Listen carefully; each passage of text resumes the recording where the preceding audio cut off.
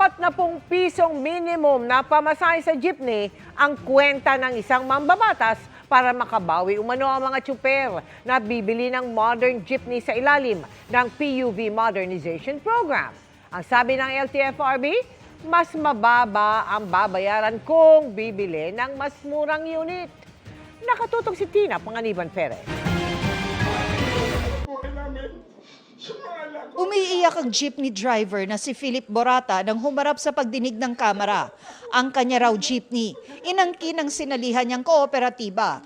Kinasuhan pa raw siya at 3 iba pang driver ng 38 counts ng carnapping. Yung masangkalak lately, gusto nila kunin yung sasakyan sa amin dahil daw sa kanila kapangalan. May lapit ko dito sa inyong committee. Yung problema namin, kasi naghihirap kami dito. Gumastos kami. Sabi raw ng kausap niya sa LTFRB nang i-report niya ito, wala silang magagawa dahil issue ito sa loob ng kooperatiba. Pero sabi ng chairman ng LTFRB, wala siyang narinig na ganitong kaso at paiimbestigahan niya ito. Pinag-usapan din ang posibleng pagtaas ng pamasahe. Dinismiss na ng Transportation Department ang posibleng pagpalo nito sa 50 pesos dahil sa PUV modernization. Pero saan babawiin ang mga bibili ng modern jeepney ang 2.8 million pesos na ipambibili ng isang unit? Sa kwenta ng kinatawan ng One Rider Party List, kahit pabigyan ng gobyerno ng subsidy equity o tulong pinansyal ang mga bibili, kakailanganin pa rin nila ng 40,000 pesos na kita kada buwan.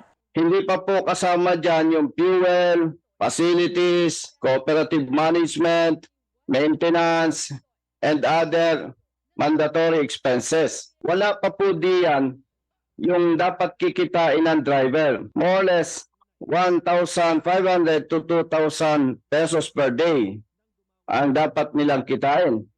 So approximately, Mr. Chair, a total of 7,000 pesos per day. At para mangyari yan, 30 pesos hanggang 40 pesos ang kailangan nilang singilin na minimum na pamasahe. So, hindi accurate. I would not say it is accurate on the premise na pag ang cost ng vehicle is 1.8 million. Giyit naman ng LTFRB, ang computation ng Land Bank para sa pautang ay nakabase sa kasalukuyang pamasahe. And I think that those who are in a better position to determine yung rate is si banks po. Ayon mismo sa Land Bank, 5 na sa mahigit 100 co-op at halos 50 korporasyong pinautang nila para sa modernisasyon ang lumampas sa deadline ng pagbabayad ng utang. Ayon naman sa Development Bank of the Philippines, mahigit 30 na sa humiram sa kanila ang hindi nakabayad ng utang na kabuuang 1.8 billion pesos. Tinalakay rin ang iba pang sumbong na nakarating sa mga kongresista. Gayon din sa kung anong mangyayari sa 38,000 jeepney na hindi consolidated.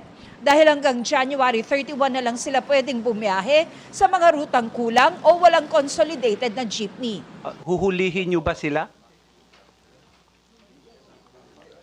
Pag pumasada po sila sa daan po, dahil wala na po silang prangkisa, iyan ho ang magiging resulta po, Mr. Chair.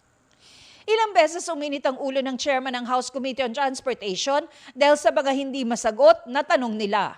Maraming mga membro ng korporasyon ay ng cooperative pinagtatanggal dahil ayaw sumunod. Ay wala kayong naririnig na gano'n na nangyayari.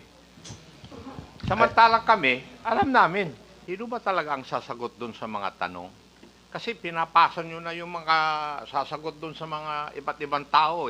You know, you're giving me the impression talaga na hindi nyo alam itong programa na ito. Ang pagdinig, sinabayan ng protesta ng ilang transport group sa labas ng Kamara. Para sa GMA Integrated News, Tina Panganiban Perez, nakatutok, 24 oras.